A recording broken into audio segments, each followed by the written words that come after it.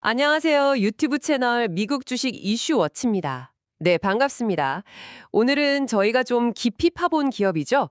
글로벌 바이오 제약사 아스트라제네카. 이름도 길어요. 아스트라제네카 PLC. 이 회사에 대해서 한번 자세히 이야기 나눠보겠습니다. 네.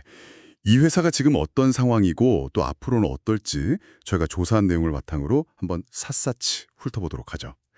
뭐랄까, 과학으로 사람들의 삶을 바꾸겠다 이런 목표를 가진 회사라는데 상당히 흥미롭습니다. 네, 그렇죠. 제약 바이오 기업들이 되게 그런 거창한 비전을 많이 내세우죠. 맞아요. 그래서 아스트라제네카가 구체적으로 어디에 집중하고 있나 보니까요. 크게 한 세 가지 영역으로 나눌 수 있겠더라고요. 첫 번째는 역시 항암 분야, 여기가 아주 중요해 보이고요. 그렇죠. 항암제는 뭐 제약사들의 핵심 중에 핵심이니까요. 그리고 두 번째가 바이오 의약품 분야인데 이게 또 세부적으로 나뉘더라고요.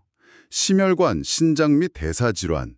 이걸 약자로 CVRM 이렇게 부르던데요. 네, Cardiovascular, Renal and Metabolism. 맞습니다. 네, 그리고 호흡기 및 면역 질환. 이건 또 RNI라고 하고요. Respiratory and Immunology. 이런 분야들을 다 포함하는 게 바이오 의약품 쪽. 네, 그 두 분야가 이제 바이오 파마 부문의 양대축이라고 할 수 있죠. 그래. 그리고 마지막 세 번째가 그 알렉시온이라는 회사를 인수하면서 확 키운 희귀 질환 분야. 이렇게 세 축으로 가는 것 같습니다. 맞습니다. 알렉시온 인수가 희귀질환 포트폴리오 강화에 아주 결정적인 역할을 했죠. 특히 저는 그 목표가 인상 깊었어요. 암을 주요 사망 원인에서 제외시키겠다. 정말 뭐랄까 인류에 기여해야겠다 하는 그런 포부가 느껴지지 않습니까? 네, 목표는 아주 원대하고 좋습니다. 뭐 제약사로서 당연히 가져야 할 목표일 수도 있고요. 그런데 이제 그 목표 달성을 위한 구체적인 계획들 그리고 실제 성과를 좀 냉정하게 볼 필요는 있겠죠. 그렇죠.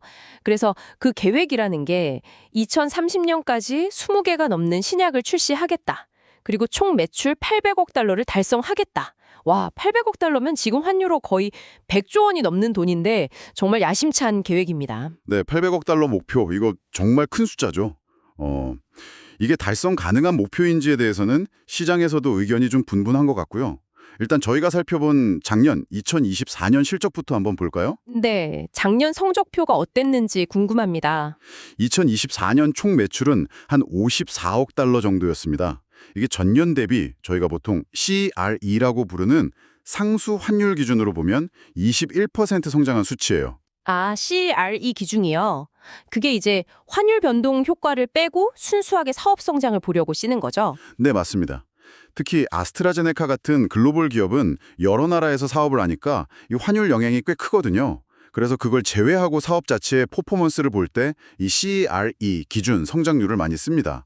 어쨌든 21%면 상당히 높은 성장률이죠. 와, 21%면 정말 강력한데요. 외형상으로는 아주 좋아 보입니다. 네, 외형상 성장은 강력했어요. 그런데 그 속을 좀 들여다보면요. 매출 비중을 보면 항암 분야가 전체 매출의 41%를 차지했고요. 아까 말씀하신 바이오 의약품, 그러니까 CVRM이랑 RNI 합친 거 이쪽이 40.5% 정도를 차지했습니다. 이 두 분야가 거의 매출의 80% 이상을 책임진 거죠. 아, 항암이랑 바이오 의약품이 쌍꺼이로 성장을 이끌었군요. 그렇죠. 이 두 분야가 성장을 주도했습니다. 반면에 그 알렉시온 인수로 기대를 모았던 희귀 질환 부문은 어땠냐면 전체 매출의 약 18% 정도를 차지했고요. 성장률은 16%에 그쳤어요.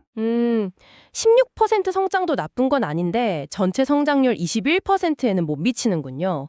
그리고 항암이나 바이오 의약품 성장세보다는 확실히 좀 낮은 느낌이네요. 네, 맞습니다. 전체 성장률에는 좀 못 미쳤고 다른 주력 사업부에 비해서는 성장세가 다소 약했다. 이렇게 볼 수 있습니다. 이게 2024년 상황이었고요. 알겠습니다. 그럼 가장 최근 실적인 올해 2025년 1분기 실적은 어땠나요? 네, 가장 최근인 2025년 1분기 실적을 보면요. 총 매출은 약 36억 달러를 기록했습니다. 이건 전년 동기 대비 역시 CER 기준으로 보면 10% 증가한 수치입니다. 10%면 작년 연간 성장률 21%에 비해서는 좀 둔화된 거 아닌가요? 네, 그렇죠. 성장률 자체는 작년 연간 성장률보다는 낮아졌습니다.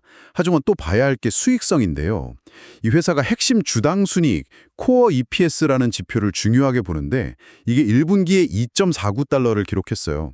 이건 전년 동기 대비 CER 기준으로 21%나 증가한 겁니다. 아, 코어 EPS요. 이건 뭔가요? 그냥 EPS랑 다른 건가요? 네, 일반적인 EPS, 주당 순이익은 회계 기준에 따라 계상되다 보니까 인수합병 비용이라든지 구조조정 비용 같은 일회성 요인들이 많이 포함될 수 있거든요. 근데 이 코어 EPS는 그런 일회성 요인들을 제외하고 회사의 지속적인 핵심 영업 활동에서 나오는 이익을 보여주려고 하는 지표입니다. 그래서 회사의 본질적인 수익 창출 능력을 파악하는데 좀 더 유용하다고 평가받죠. 이렇게 해석할 수 있겠네요. 21% 증가면 상당한데요. 네, 맞습니다. 수익성 개선세는 상당히 뚜렷했다고 볼 수 있어요. 그런데 여기서도 또 그 사업 부문별 성적을 좀 뜯어볼 필요가 있습니다. 또 뭔가 있나요? 네, 1분기에도 항암 부문은 여전히 견조했어요. 전년 동기 대비 CER 13% 성장했고요. 바이오의약품 부분도 12% 성장하면서 괜찮은 모습을 보였습니다. 아, 주력 분야들은 여전히 두 자릿수 성장을 했군요. 다행이네요. 네, 그렇죠. 그런데 문제는 또 희귀질환 부분입니다. 2024년에 16% 성장했었다고 말씀드렸잖아요. 네. 2025년 1분기에는 이 희귀질환 부분 상장률이 0%를 기록했습니다. 네. 0%요. 성장이 아예 멈췄다는 건가요? 네, 그렇습니다. 전년 동기 대비 성장이 없었어요. 이건 좀 심각하게 봐야 할 부분일 수 있습니다. 작년에도 전체 성장률을 밑돌았는데 올해 1분기에는 아예 성장이 멈춰버렸으니까요. 이 점은 앞으로 계속 주시해야 할 중요한 포인트라고 생각합니다. 와, 식이질환 쪽은 정말 뭔가 문제가 있는 걸까요? 알렉시온 인수 효과가 이제 다 한 건지. 이건 좀 걱정되네요. 글쎄요, 원인은 여러 가지가 있을 수 있겠죠. 경쟁 심화일 수도 있고 아니면 파이프라인 공백일 수도 있고 좀 더 지켜봐야 명확해질 것 같습니다. 그리고 또 하나, 이 회사가 파시가나 타그리소 같은 소위 블록버스터 약물들이 있거든요. 연간 매출이 10억 달러, 우리 돈으로 1조 원이 훌쩍 넘는 그런 약들요. 아, 네. 들어본 것 같아요. 당뇨병 치료제랑 폐암 치료제였던가요? 네, 맞습니다. 파시가는 원래 당뇨병 치료제로 개발됐는데 신부전이나 만성 신장 질환으로 적응증을 계속 넓혀가면서 아주 크게 성장했고요. 타그리소는 특정 유전자 변이가 있는 비소세포 폐암 환자들에게 쓰는 표적 항암제인데 이것도 매출이 엄청납니다. 이런 약들의 성장은 물론 아주 긍정적이죠. 회사의 캐시카우 역할을 톡톡히 하고 있으니까요. 그렇죠. 그런 든든한 약들이 있다는 건 강점이죠. 물론입니다.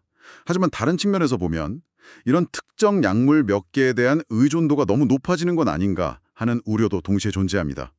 만약에 이 약들의 특허가 만료되거나 강력한 경쟁 약물이 등장하면 회사 전체 실적에 큰 타격을 줄 수도 있으니까요.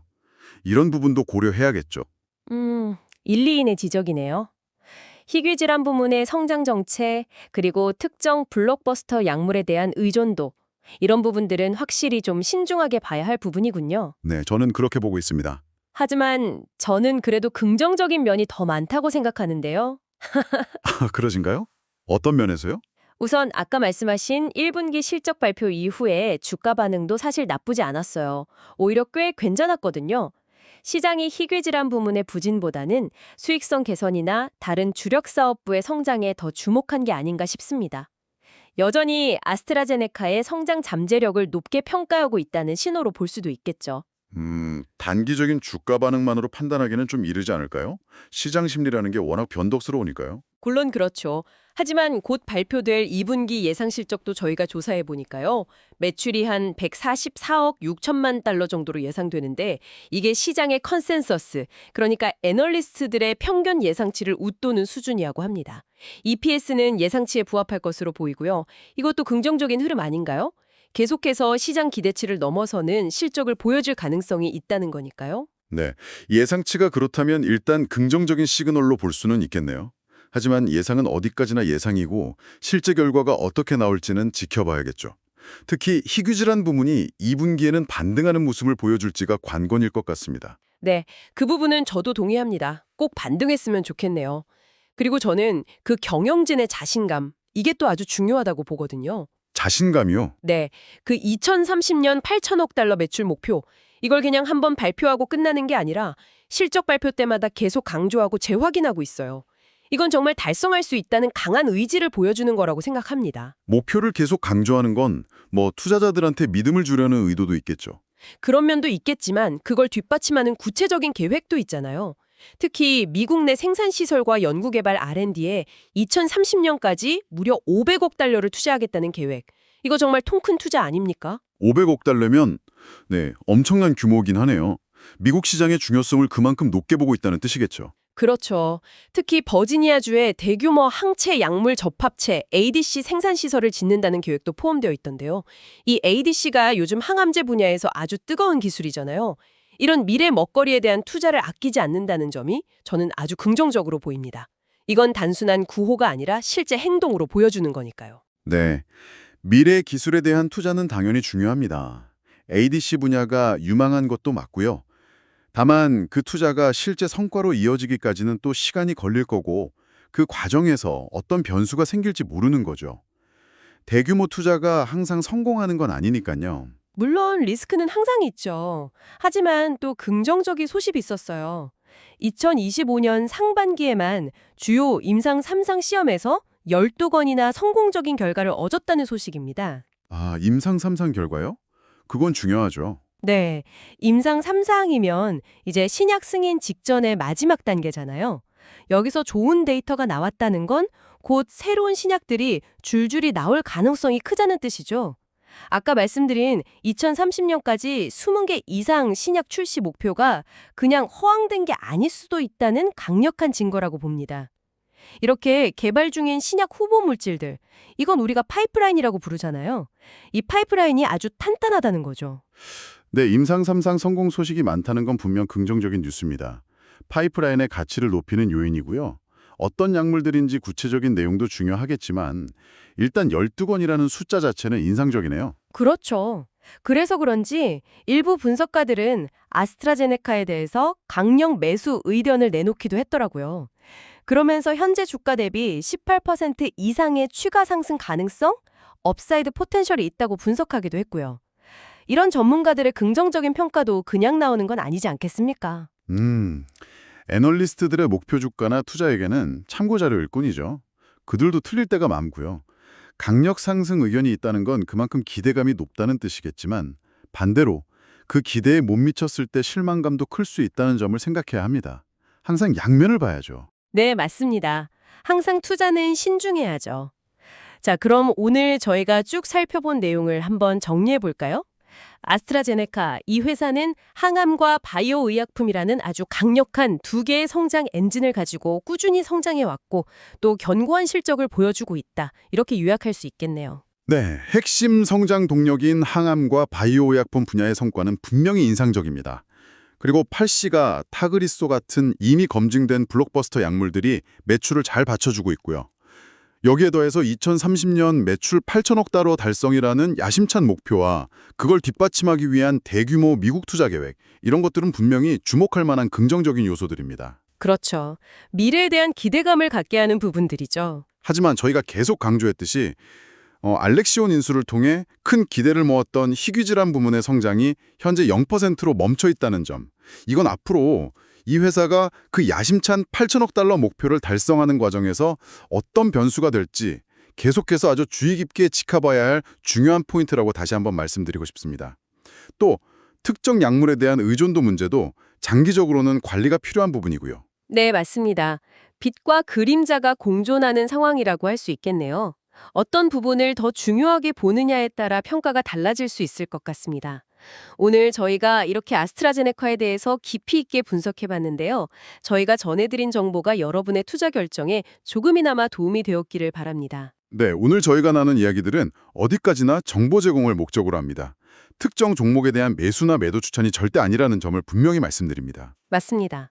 모든 투자 결정은 최종적으로 여러분 각자의 판단과 책임하에 신중하게 이루어져야 합니다.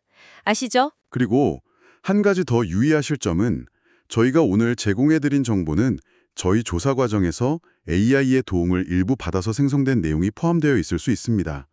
따라서 내용상에 혹시라도 오류나 약간의 차이가 있을 수 있다는 점은 감안하고 들어주시면 감사하겠습니다. 네, 오늘 저희 이야기는 여기까지입니다. 지금까지 유튜브 채널 미국 주식 이슈워치였습니다. 감사합니다. 감사합니다.